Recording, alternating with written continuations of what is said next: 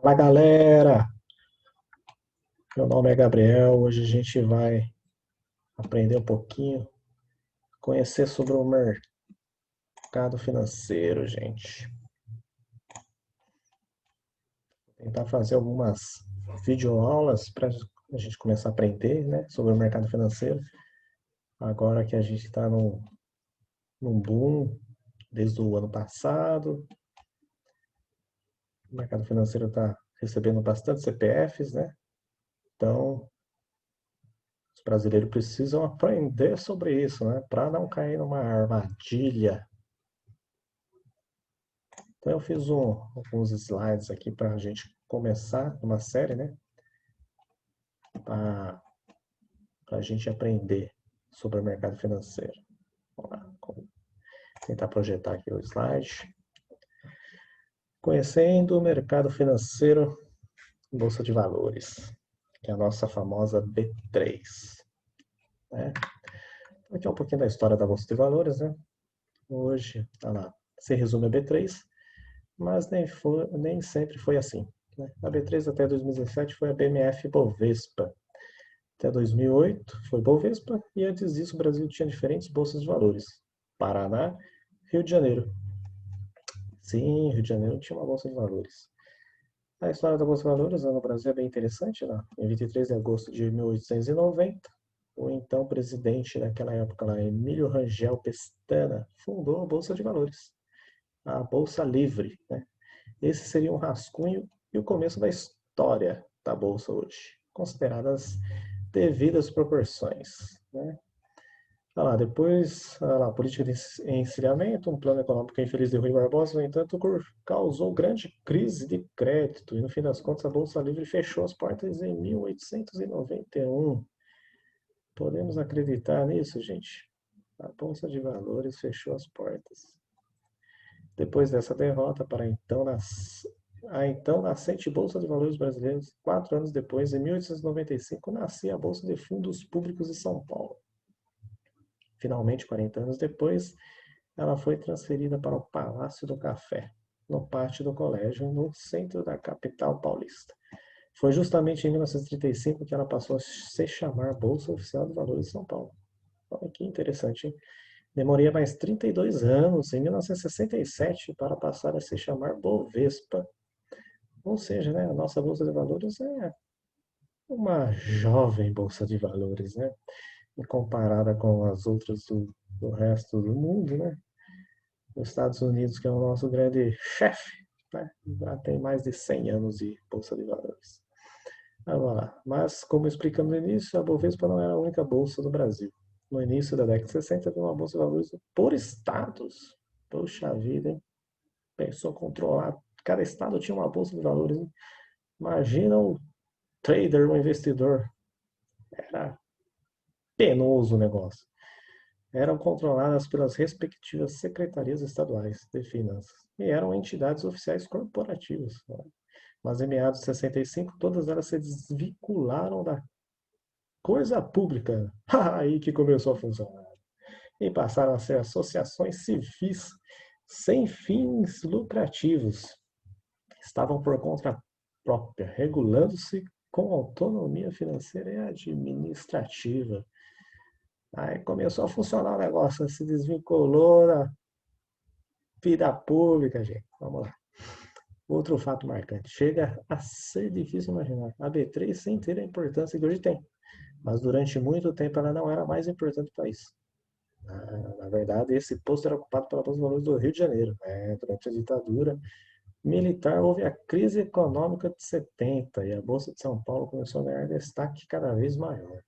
Foi em 2000, porém, que as duas bolsas do Rio e de São Paulo trataram de iniciar a unificação das 9 bolsas então ativas no Brasil. Olha, cada estado tinha uma, em 2000 só tinha 9 bolsas. Olha lá, do Minas, Espírito Santo, Brasília, do extremo sul de Santos, da Bahia, Sergipe, Alagoas, Pernambuco, da Paraíba, do Paraná e a Bolsa Regional. Ficou acertado que a partir daí as ações seriam todas negociadas na Bovespa. Com a Bolsa do Rio, ficariam os títulos públicos, negociados eletronicamente a partir de então. A modernização, a partir daí, foi galopante. Na Bovespa, o pregão Viva Voz acabou em 2005. Olha lá que interessante essa foto aqui, ó, da Bovespa, há muitos anos atrás. Quanta gente lá, hein? Hoje só tem as cadeirinhas. Todos os negócios eram feitos através dos computadores da internet. Após todas as mudanças anteriores, em apenas 4 anos, outras 4 modificações transformaram a Bovespa no que ela é atualmente. Em setembro de 2005, houve o fim do pregão Viva Voz. Acabou a gritaria, gente. Tornando a raiz, ficou só cada um no seu quadrado, quietinho. Chega de gritaria. Tornando a bolsa totalmente eletrônica. No ano seguinte, iniciou-se o pregão eletrônico, 100% doméstico, dando fim a toda aquela confusão de papéis e corretores ao telefone. Foi por muito tempo símbolo do mercado financeiro. Compra, vende! Acabou tudo isso. Agora é só no Enter. Isso aqui, ó. Põe compra, põe vende no mouse ali já era. É isso aí, vamos ver. Finalmente, em 2017, a BBF Bovespa se uniu à CETIP, criando assim a B3, Brasil Bolsa Balcão, a BBB. Só que é um BBB bom, né? Curiosamente, o nome do principal índice da Bolsa Brasileira permanece o mesmo. Ibovespa. Índice Bovespa. Pela popularidade, pelo reconhecimento da marca. Aí tem algumas fotinhas da nossa B3, lá em São Paulo, lá internamente, tudo eletrônico, com os painéis das empresas atuantes dentro da Bolsa. Lá fora também, um painel lá bonito com o símbolo da B3. Lá vamos ver agora o significado dos códigos, né? A gente tem lá as empresas cadastradas dentro da bolsa, né? E aí dentro dela tem os códigos. E o que significa cada código, né? Lá de cada empresa, né? Os códigos das ações são compostos por 4 letras e um número, né? E ficam listados no Home Broker no book de ofertas. Ao decidir comprar ações de Petrobras, por exemplo, você deve encontrar o código da ação correspondente, que é a PETRI4, famosa PETRI4. Principais tipos de ações. Para compreender melhor o significado dos códigos, é preciso entender a diferença entre as principais ações negociadas na Bolsa. São as preferenciais, né, que, representadas pela sigla PN, dão o direito de receber dividendos da empresa com prioridade. É como se fosse nós, os funcionários da empresa, e recebemos o PLR no final do ano. Só que aí, as empresas que você compra preferência, você ganha os dividendos. E cada empresa tem lá no seu site as datas de pagamento dos dividendos. Então, as pessoas que compram as ações dessas empresas têm que ficar ligadona lá no site de cada empresa para ver as datas de dividendos. Ações ordinárias, né? As ações ordinárias representadas pela sigla ON, dá ao seu detentor o direito de voto em assembleia e o de receber de forma não preferencial dividendos da empresa. Essa aqui, olha lá, a PN você quer o dividendos e aqui você quer o voto. O famoso assim, eu sou o dono da empresa, vamos lá, agora eu vou comprar tudo, vou mandar essa empresa, vou dar meu voto na Assembleia, lá, ninguém vai falar, vou levantar a mão, lá, mas essa empresa é minha, eu faço o que eu quero. Essa aí é a famosa ação ordinária. A composição dos códigos. As letras e os números podem mudar totalmente o significado dos códigos das ações. Cada um deles representa uma ação diferente e pode mudar, dependendo do tipo do mercado em que estão inseridas, né? No mercado à vista, por exemplo, as letras fazem referência às empresas emissoras da ação. Petri 4, BBDC 4, que é a Bradesco, né? Os números. O que os números indicam? Né? Cada número indica uma coisinha lá. A gente tem que aprender o que cada número fala das ações para a gente ficar ligadão, né? O que a gente vai comprar, né? Tipo de pagamento, se ela é ordinária, preferencial ou direito de subscrição. Vamos conferir as principais. Quando termina no final 1, o que ela é? aquela que dá um direito à subscrição de uma ação ordinária, né? Caso o trader não queira exercer o direito, é possível que ele venda esse direito de compra para terceiros no mercado secundário. Não é tão usada esse número 1, número 2. Os nossos meros mortais CPFs, a gente não utiliza muito. Número 1, número 2, que também dá direito à subscrição. A 3, alguns usualmente utilizam, a maioria, uma boa parte utiliza já a 3, né? Afinal, 3 edita papel corresponde ao Código de Ação Ordinária, que não é o direito a voto. É o famoso assembleia lá. É o dono da empresa, JBS S3, vou comprar 50% dela e vou mandar nessa empresa. Isso aí, a gente vai chegar num dia isso daí.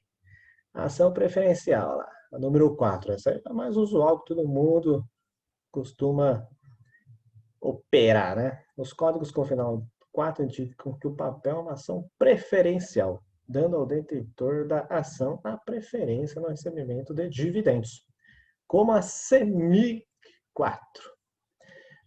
Nas ordinárias também, aí isso vai depender de cada empresa, né? Por exemplo, a gente tem a Magalu 3, que ela não tem a 4, somente a 3, porque foi uma decisão dela. Então, aí cada empresa tem as suas decisões. Tem empresa que tem a 3, 4, 1, 2, tem todos os números. Todos os números. Quer ter tudo. Né? Aí temos a 5, 6, 7, 8, que são as preferenciais também de classes diferentes, que também é difícil utilizarmos elas. Né? Os meros mortais. Os recibos, número 9, recibo de subscrição sobre ações ordinárias, né? Que também indica que ela pode ser negociada pelo preço predeterminado, né? Número 10, recibo de subscrição sobre ações preferenciais. E a 11, que são as units, né? No final, 11, na maioria das vezes, serve para indicar que os papéis são BDR, Brazilian Deposit Receipts, certificados de depósito de ações de companhias do exterior, né? Ou units, que são pacotes de ações preferenciais e ordinárias negociadas em grupo. A gente viu um caso não tão distante, o BID 4, ele fez o BID 11, ele fez uma units, né? Juntou preferenciais com ordinárias. Então, as que a gente vai ouvir mais é a número 3, número 4 e a número 11, né? Ordinária, preferencial e as units. E aí? E como que funciona o mercado futuro? Quando falamos em investimentos, estamos falando, em termos gerais, de uma aplicação que é feita pensando no futuro. Você investe hoje acreditando em um cenário que se concretizará no curto, médio ou longo prazo, certo? Por isso é tão importante saber lidar com as incertezas futuras. Afinal, não dá para saber com certeza o que vai acontecer amanhã, não é mesmo? Não é isso aí, gente. A gente não é Deus para saber o que vai acontecer amanhã. Mas os gráficos dão uma mostragem do que a gente consegue perceber. Gente, depois, quando vai começando a aprender a fazer a leitura do gráfico, dá para a gente ter uma noção do futuro. Mas nem todo mundo se deixa levar pela maré dos acontecimentos. E muita gente vai utiliza perspectivas futuras para aproveitar os melhores investimentos. Quer entender isso melhor? Aprenda agora o que é mercado futuro e saiba como utilizá-lo a favor do seu dinheiro. O mercado futuro é um ambiente dentro da bolsa de valores, onde são negociados contratos de compra ou venda de ativos para uma data futura. Daí é o nome dele, né? Mercado futuro.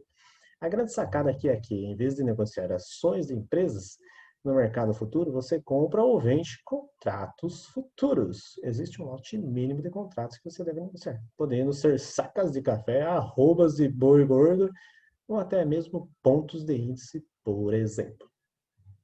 Mas não precisa se preocupar, pensando que esse assunto é muito complicado. Esse mercado futuro é tão simples quanto comprar ações. Afinal, a comprar um ativo futuro você também pode ganhar dinheiro com sua valorização ou ter perdas com a sua desvalorização. Muito cuidado, gente. Agora, se a gente não sabe o que é a bolsa de valores, tem que ir com calma para não se enroscar e perder o dinheirinho suado. Não acreditem que é fácil. É o dinheiro fácil, mais difícil de ganhar.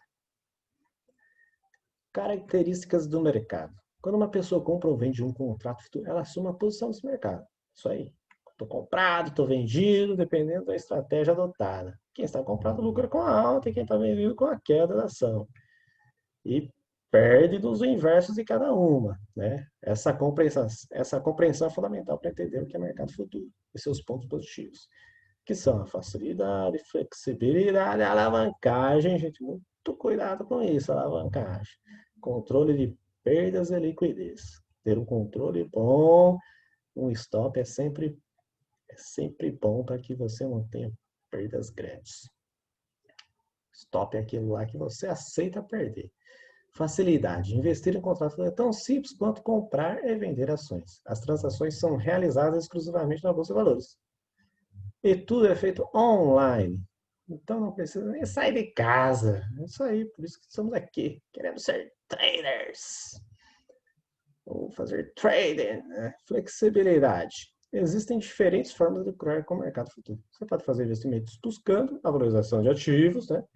Ou seja, compra, contrato por um preço e vende quando o preço aumentar. Ou então pode ganhar também com a desvalorização. Dessa forma, quanto mais o valor do ativo ganha, melhor. Isso aí. Alavancagem. Né? Uma boa notícia é que no mercado futuro você pode movimentar valores bem acima do que possui. Muito perigoso, mas pode. Tem que saber fazer e operar alavancado, que é o chamamos de operar alavancado. Dessa forma, você pode investir como os grandes investidores. Os grandes investidores têm muito dinheiro, então eles não alavancam muito, não. Tem que ter cuidado com esse negócio de alavancar, tem que saber, sem precisar de todo esse dinheiro na sua conta. Não cai no conta do vigário, gente. Isso aí. A exigência é que você dê uma garantia de que, caso haja perda, você tem condições de arcar com o prejuízo. O melhor é que não precise pagar o valor total negociado, mas receba apenas o lucro ou paga somente a diferença. É bom, você tem que saber operar alavancada. Olha lá, digamos que você investiu alavancada em contratos futuros e dá um valor de 36 mil. E ao encerrar a operação, vendeu por 38. Assim, você vai receber os 38, mas sim apenas 2 de lucro. Ou seja, a diferença entre a compra e a venda. E se for negativo, a mesma coisa aí. Tem aí uns dizeres. Margem de garantia. É preciso dar uma garantia para utilizar a alavancagem e movimentar valores superiores do que você tem em conta. Essa margem de garantia funciona como uma espécie de cheque-calção, pois o valor garantido pode arcar com parte dos prejuízos ocorridos. A maioria das corretoras, ela, por exemplo, coloca lá R$ 1.000, então você pode operar com 70% do valor. 30% ela deixa lá como margem de garantia, que se você perder, aqueles 30% pagam as perdas.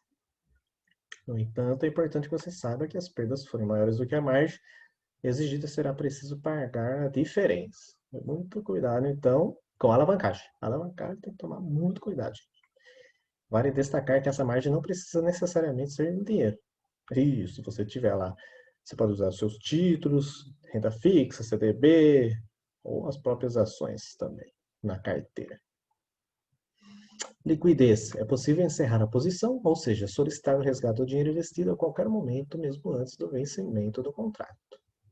É uma coisa boa da Bolsa de Valores é isso. Você entra e sai a hora que você quiser. Você é independente, vai depender de você, do seu conhecimento e do seu dedinho de apertar, no comprar ou no vender, entrar ou sair.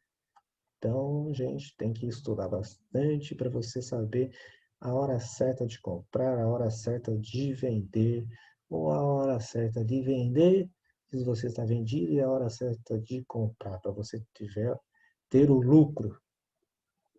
Principais contratos do mercado. Os contratos futuros abrangem uma série de ativos e índices, que permite montar estratégias de investimentos bem diversas e aproveitar o desempenho de diferentes setores do mercado. O índice Bovespa é o principal indicador de desempenho da Bolsa de Valores. E você provavelmente já ouviu falar dele, certo? Trata-se de uma carteira de ações teórica, ou seja, é a simulação de uma carteira de investimentos em ações.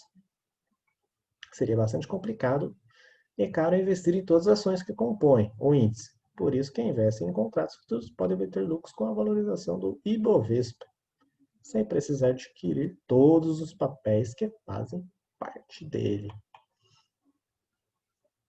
Olha lá, a cotação do contrato futuro do Ibovespa é formada de acordo com os pontos do índice, sendo que cada ponto representa R$ 1, no caso da negociação do índice cheio, que tem o código INDI, ou 20 centavos, que é o famoso WIN. O famoso WIN, é isso aí, gente. Então, cada pontinho no WIN, 20 centavos.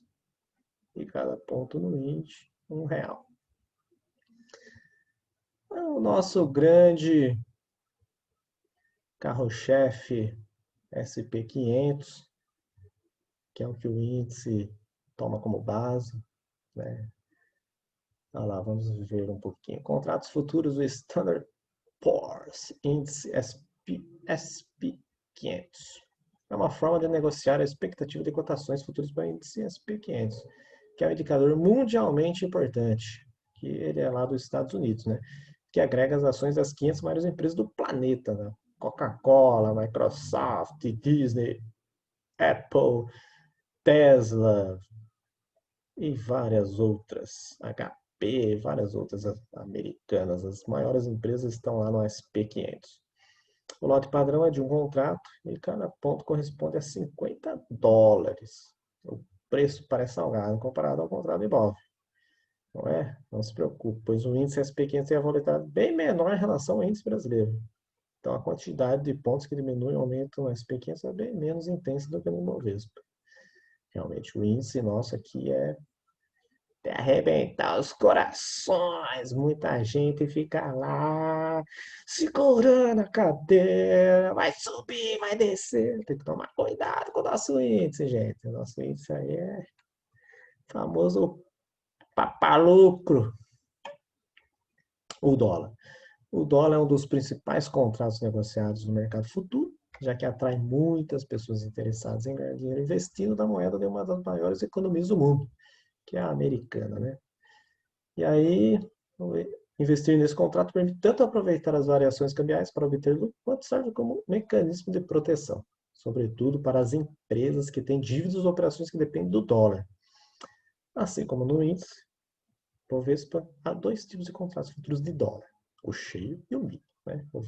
Aí o cheio é cotado pela letra DOL e é de 50 mil e o lote mínimo é de 5 contratos.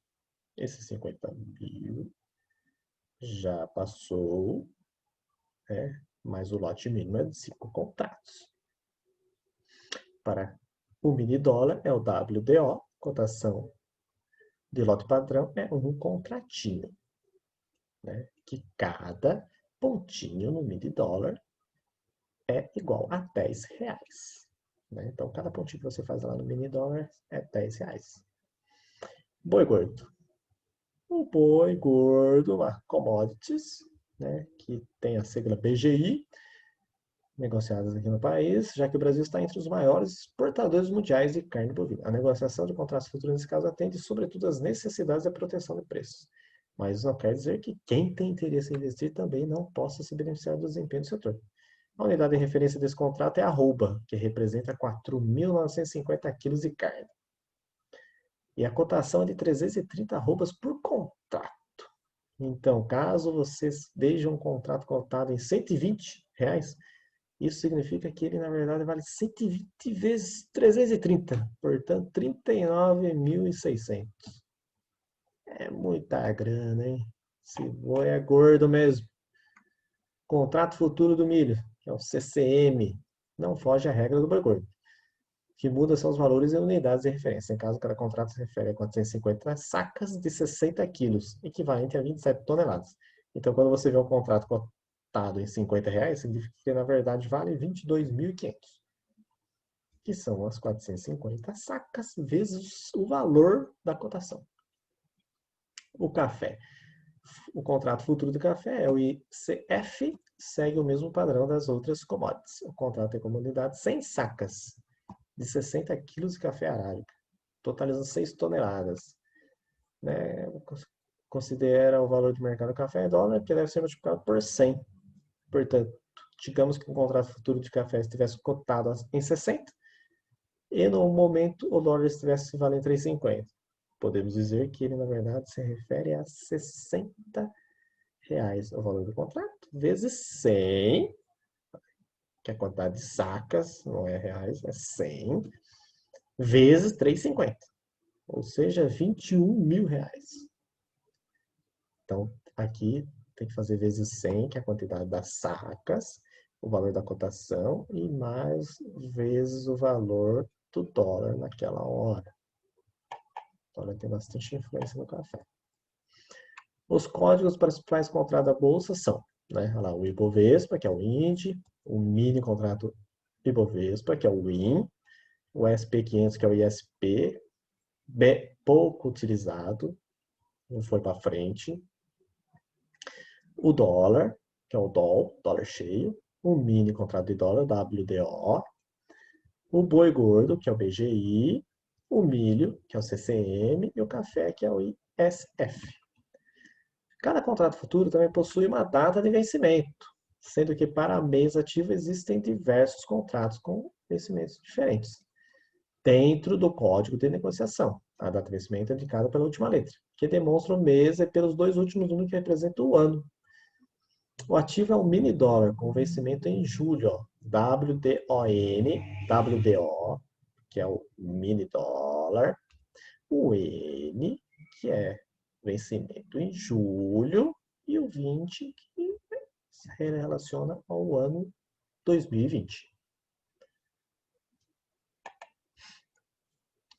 Limite de oscilação é um dos mecanismos que a B3 tem para reduzir o risco dos contratos futuros e proteger os investidores de variações excessivas do preço de determinado ativo.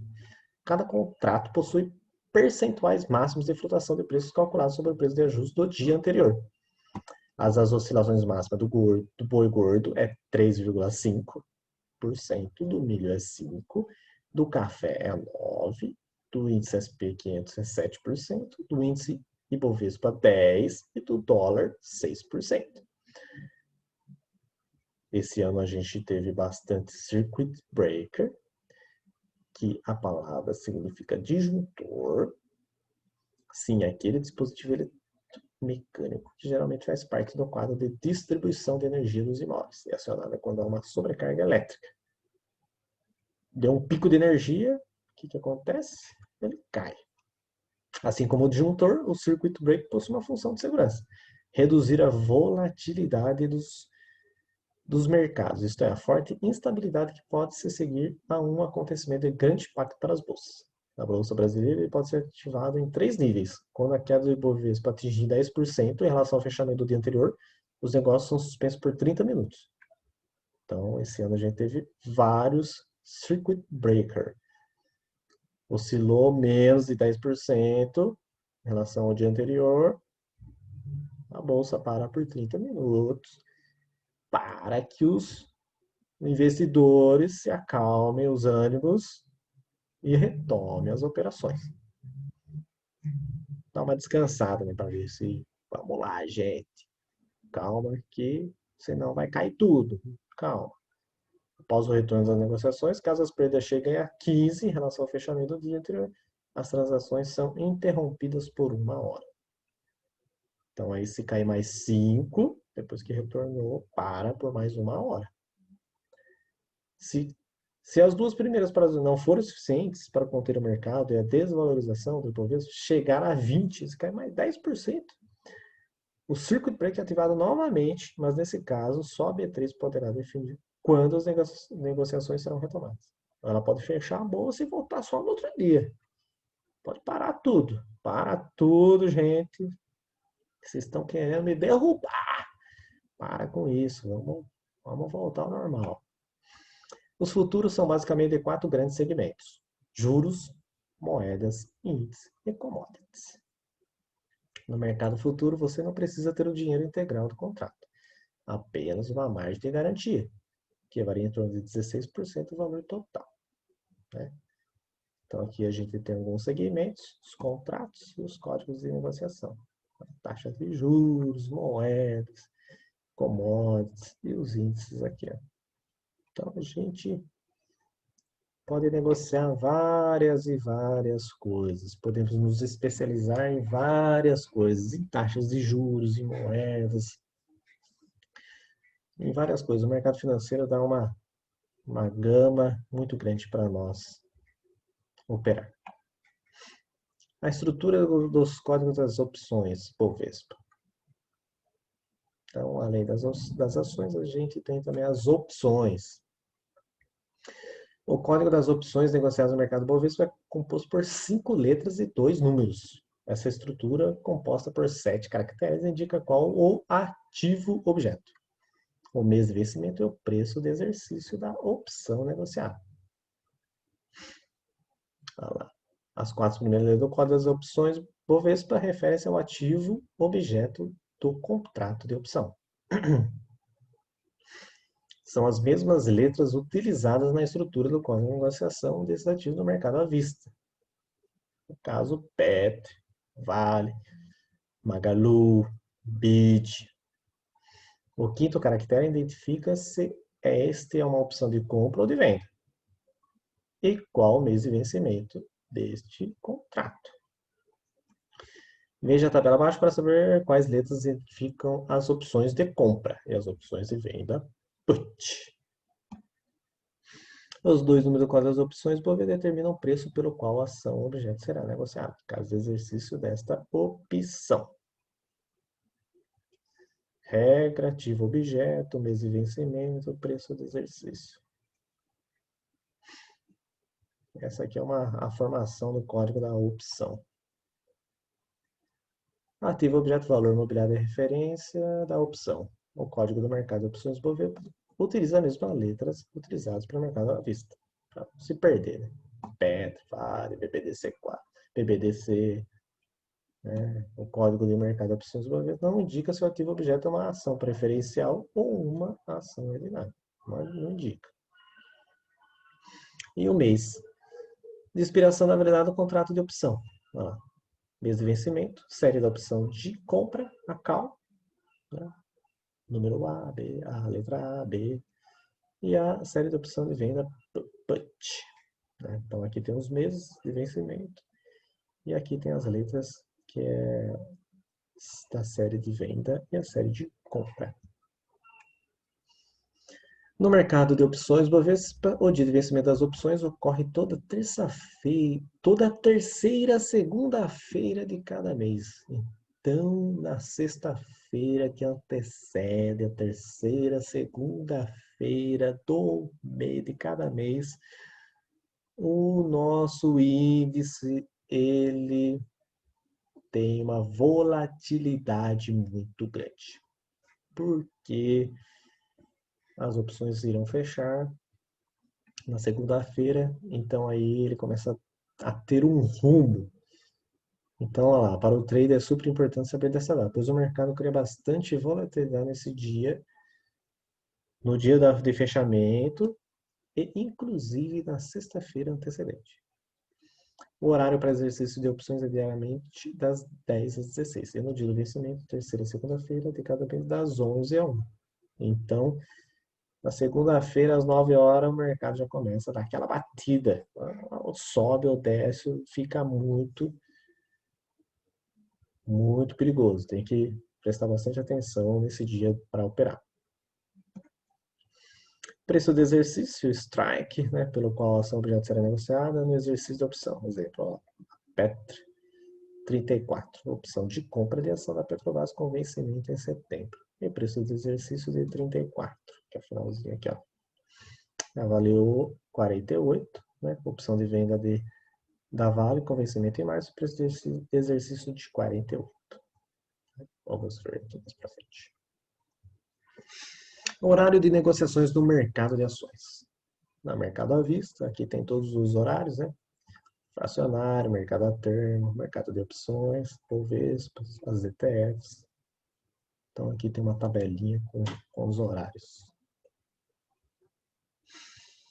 Dos mercados de ações, a continuação, né? Opções sobre índice, grupo de opções. E é isso aí, gente. Que foi somente um início para a gente aprender, né? Conhecer sobre o mercado financeiro, né? A Bolsa de Valores, que o brasileiro está começando a enraizar nesse conhecimento, né? De mercado financeiro, né? Então a gente está muito longe ainda dos americanos. Os americanos têm uma longa data de mercado financeiro, a população já investe bastante, e a gente ainda está engatinhando, mas até que está começando a ficar muito bom, né? A gente só tinha, há uns tempos atrás, 600, 700 mil CPFs, a gente já está com quase 3 milhões de CPFs, a gente já não bateu os 3 milhões de CPFs lá na Bolsa. Então, é um mercado que o brasileiro tem que entrar estruturado para ele poder ficar dentro do mercado. Senão ele vai ficar só de passagem. Vai ter CPF lá, vai passar, perder o dinheiro. Então a gente tem que ficar ligadão aí no que tem muita gente querendo se beneficiar com isso, né? Não ensinando direito e tirando proveito. Então, muito cuidado. Vamos aprender sobre o mercado financeiro para a gente ter uma cabeça boa lá, gente, uma cabeça boa para a gente saber operar dentro do mercado e a gente não ser uma sardinha, né? Se a gente for uma sardinha, pelo menos que a gente vai atrás do tubarão. Ele vai lá nadando e a gente vai atrás dele. Isso aí, gente. Tem que ser uma sardinha inteligente. E a gente vai só no vácuo do cara, do tubarãozão. A gente conseguiu pegando as migalhinhas, né? De grão em grão, a galinha de papo. Então, a gente também de migalhinha em migalhinha, a gente vai encher o nosso bolso. Então é isso aí. Essa foi a primeira videoaula, né, conhecendo o mercado financeiro do BioInvest. Meu nome é Gabriel. Então, muito obrigado a todos e até a próxima. Um beijo grande.